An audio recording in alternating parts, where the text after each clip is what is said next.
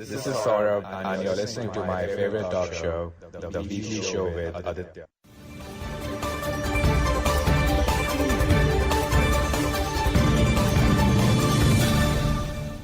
This is episode 299 on the 14th of December 2020. Tonight's episode will be divided into 5 sections. The first part will be where we discuss how the greatest talk show on the planet is one episode away from another milestone episode. Part 2 will be, as usual, the rendering of a song, and parts 3, 4 and 5 will be reading sections. So let's play.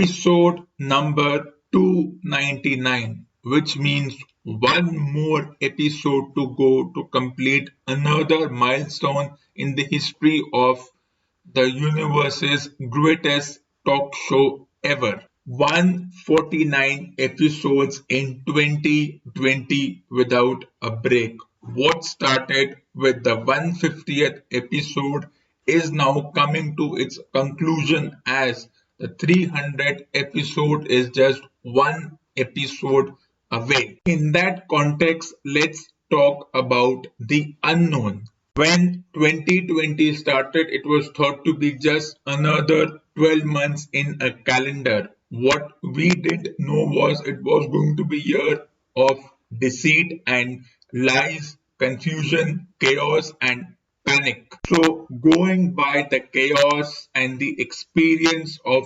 2020, we might have to tread lightly in 2021. Well, I do not agree with such philosophy. For me, 2020 did not turn out to be any different from the years gone by. Yes, there was a need for some attitude adjustment, but that was only limited to one's mind.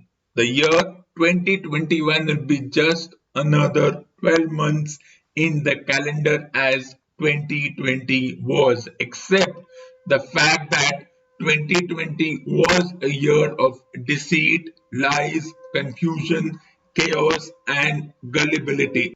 Human gullibility. But that's how human beings are programmed. They will go where the honey is, and we know where the honey is at this point in time. So there is a false perception that by using terminologies like new normal and other such related terms, we are trying to adjust to the contemporary times. But that's another fatal flaw of the year 2020. 2020 has been the year of hypocrisy. On one hand, we have raved about using technology which always existed, which we knew about. At the same time, there was a fear of our personal information being sold. So it became a situation of to use or not to use. Human beings are often called social animals, but in the year 2020, socializing has now become a strict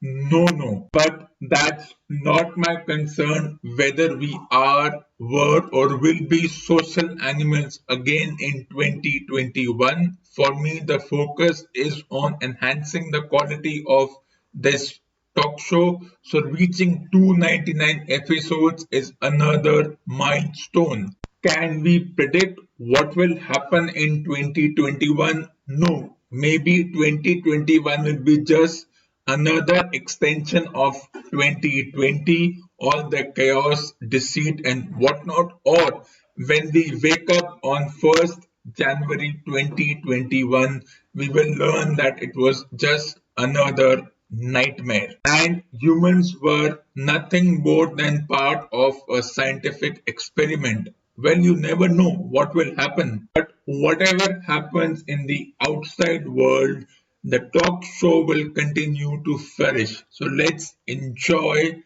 2020 as the year where lot of milestones were achieved from the 150th episode till the 300th episode.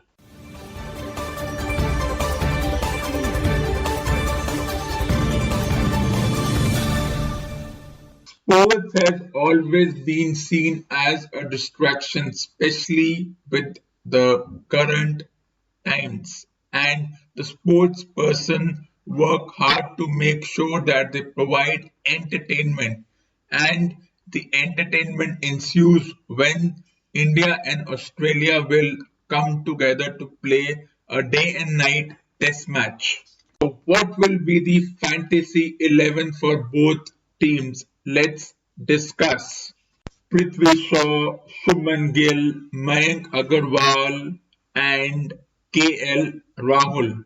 Out of these four individuals, only two can make it to the team. Who will be the lucky two individuals? Before that, let's see how the Australian lineup is settled in a way. Plagued by injuries with David Warner and Will Pekosvi out of contention for the first match due to injuries and concussion, it is more than likely that Marcus Harris and Joe Burns will open the innings despite all the conversation about Joe Burns not making enough runs, whether it's for his domestic team in the Sheffield Shield tournament or in the practice match versus India. If practice matches were ever an indication of whether a player is ready to play the first match of a tournament, then half the players in the world whom we revered so much would have faded away quickly. So, going by logic, and the way the team is shaped, it definitely would be Marcus Harris and Joe Burns as the openers, though the team management wants to try Marnus Labuschagne, but I think that would be an error. Numbers 3 and 4 would be settled by Labuschagne and Smith, and numbers 5, 6, and 7, it would be a shootout between Travis Head, Matthew Wade, and Cameron Green. Remember, Cameron Green, one of the upcoming all-rounders in the team, was also hit by a ball and he is also under concussion. If he plays, then numbers 5, 6, and 7 should be settled with Travis Head, Cameron Green, and the captain Tim Payne at number 7 as the keeper. And then numbers 9, 10, 11 would be 8, 9, 10, 11 would be secured by the likes of Stark, Cummins, Hazelwood, and the spinner. Unless something dramatic happens and they feel that Cameron Green is not fit enough to play, they might go with Matthew Wade. But if Cameron Green is cleared, then Cameron Green is playing, and there is no logic having two wicket keepers in Matthew Wade and Tim Payne. So let's repeat the Australian lineup.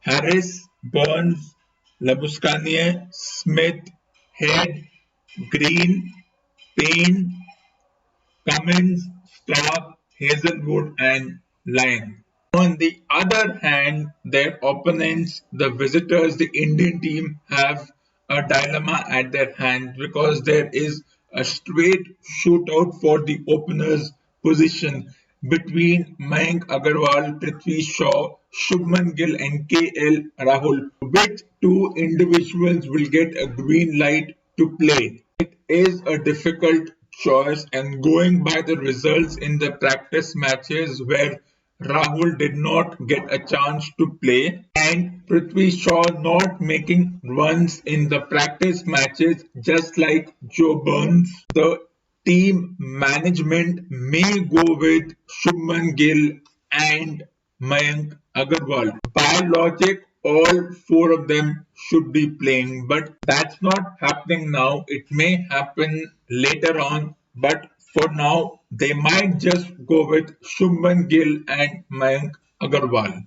Again, by logic, numbers 3, 4, and 5 are locked with Pujara, Kohli, and Rahane. Number 6 will be settled with the inclusion of Hanuma Vihari, who is also coming in the all-rounders position with no Jadeja or Pandya available at this point. Once again, like the openers, there's a shootout between the keepers Riddhiman Saha and Rishabh Pant, though I prefer Pant over Saha because I would rather have Rishabh Pant making 50 or 40 balls than Saha making 20 of 100 balls.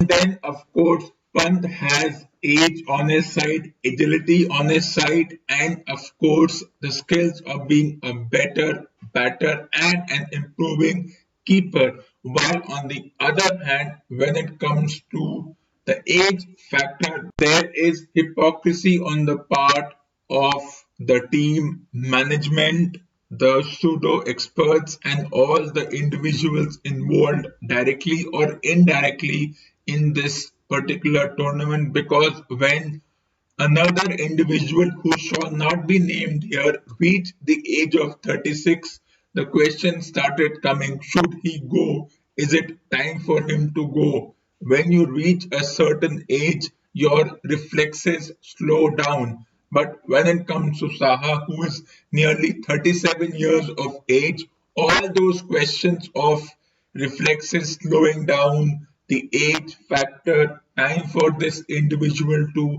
bid adieu to the sport does not come into picture. The age factor is taken out of the conversation and we look at other skills. Yes, Saha has proven himself at times to be a better wicket keeper, but when it comes to the batting aspect of his skills, that is not even 2 out of 10. So if I have to choose between Saha and Pant, leaving out the age factor and all the skills involved in being that particular position, I would go with Rishabh Pant because he is improving as far as keeping is concerned, and when it comes to batting, he will make sure that if the team wants to declare, they will have enough time to bowl out the opposition team, as evidenced by the performance in the practice games. But as has been seen before, the practice games can often be misleading. Going by logic, I would go with Rishabh Pant instead of Riddhiman Saha. With no Jadeja available and Hardik Pandya also taking a break from sports, I would go with Ashwin as the all-rounder along with Vihari. Then the bowlers would be secured by Shami and Bumrah. And now comes another shootout situation between Navdeep Saini, Umesh Yadav, and Siraj. But once again, in this context, experience favors Umesh Yadav, though I wouldn't have minded having someone like a Natarajan in the test team. Does it even matter whether you play 50 overs, 20 overs, or 90 over matches? My fantasy 11 would include Gill, Agarwal, Pujara, Kohli, Rahane, Vihari, Pant, Ashwin, Shami, Bumrah, and Umesh.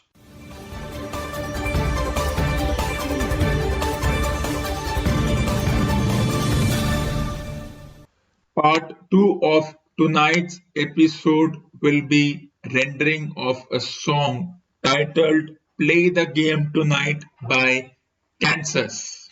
Think that something's happening and it's bigger than your life, but it's only what you're hearing. Will you still remember when the morning light has come?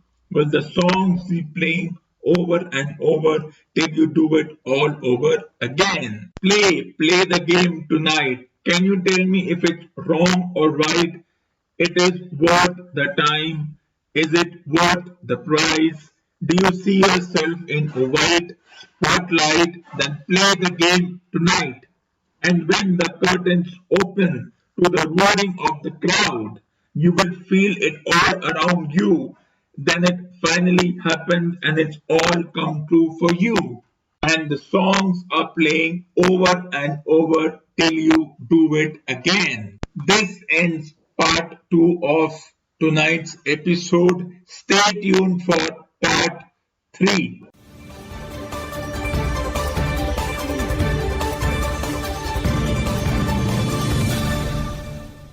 Welcome to part 3 of this episode, the reading of Agatha Christie's Labor of Hercules, Chapter 2, The Lernaean Hydra, Part 1.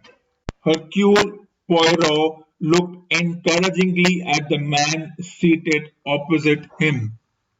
Dr. Charles Oldfield was a man of perhaps 40.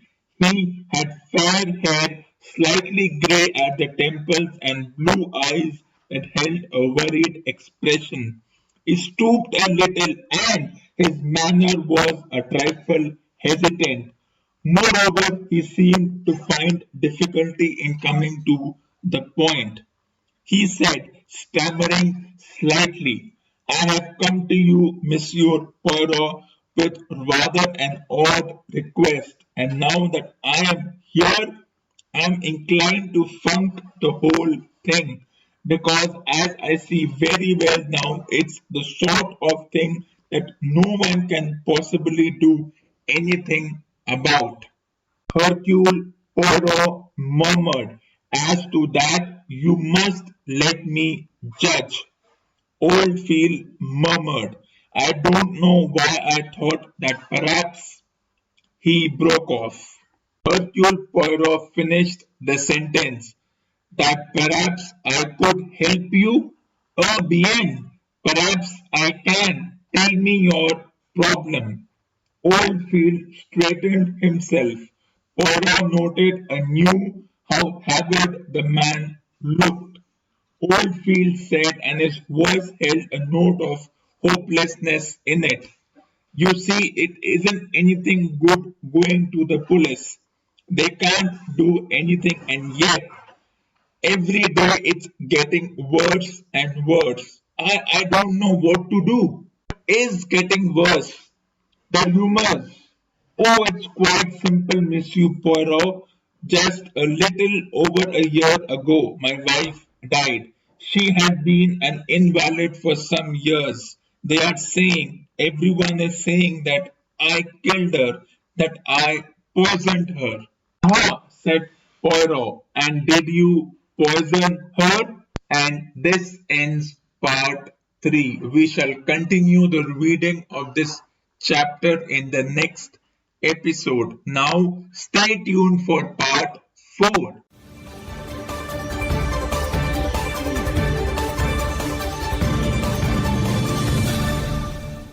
Welcome to part 4 of this episode, where we shall continue the reading of P.G. Wodehouse's The Aunt's Omnibus from the story Stiff Upper Lip Jeeves, Chapter 19.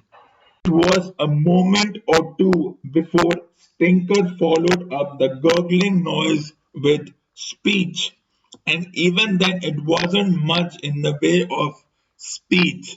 He said, proceed, Mr. Pinker. It wasn't. If you could make yourself a little plainer, Mr. Pinker, it would be of assistance to our investigations into the matter under discussion. I must confess to finding you far from lucid. It was the type of crack he had been accustomed to in the old Bosher Street's days, to seeing in print with laughter after it in brackets, but on this occasion it fell flatter than a dover sole. It didn't get a snicker out of me, nor out of Stinker, who merely knocked over a small china ornament and turned a deeper vermilion. Stiffy came back at him in great shape. "There's no need to talk like a magistrate, Uncle Watkin. I beg your pardon. In fact, it would be better if you stopped talking at all and let me explain. Harold's trying to tell you is that he didn't brutally assault Roderick. Roderick brutally assaulted him. Indeed, that was not the way I heard the story. Well, it's the way it happened. I am perfectly willing to hear your version of the deplorable incident. All right, then. Here it comes. Harold was cooing to Roderick like a turtle dove, and Roderick suddenly hauled off and plugged him squarely on the beezer. If you don't believe me, take a look at it. Poor Angel spouted blood like a Versailles fountain. Well, what would have you expected Harold to do? Turn the other nose? This ends part 4 of tonight's episode. If you want to know more about how did Uncle Watkin respond to this story by Stiffy, stay tuned to part 4 of the next episode, the reading of P.G. Woodhouse's Aunt's Omnibus from the chapter Stiff Upper Lip Jeeves, chapter 20.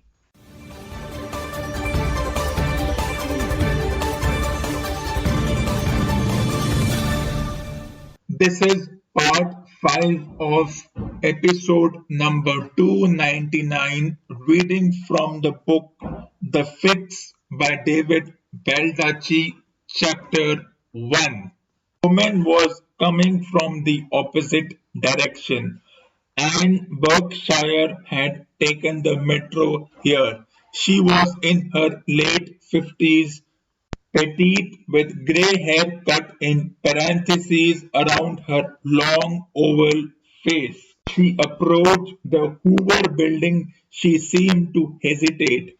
There was no lanyard around her neck. The only ID she possessed was the driver's license in her purse. It was late morning and the streets were not as crowded as they would have been earlier. Still, there were a great many pedestrians and the street hummed with activity as cars passed up and down, with some vehicles making their way into an underground parking garage at the Hoover building. Dabney picked up his pace a bit, Alan Edmonds' wingtips striking the stained pavement with purpose. He started to whistle a cheery tune. The man seemed not to have a care in the world. Berkshire was now walking faster too. Her gaze went to the left and swung right. She seemed to take in everything with that one sweeping glance. About 20 yards behind Dabney, Amos Decker trudged along alone. He was 6'5" and built like the football player he once had been. He had been on a diet for several months now and had dropped a chunk of weight, but he could stand to lose quite a bit more. He was dressed in khaki pants stained at the cuff and a long, rumpled Ohio State Buckeyes pullover that concealed both his belly and the Glock 41 Gen 4 pistol riding in a belt holster on his waistband.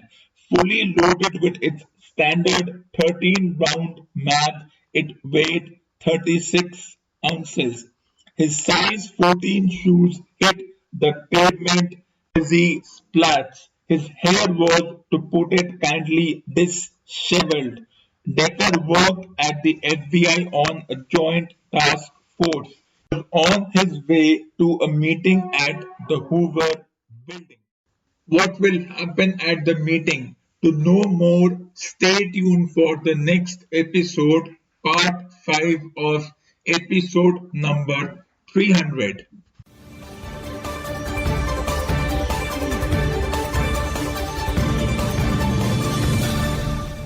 This ends episode number 299. 99 on the 14th of December 2020.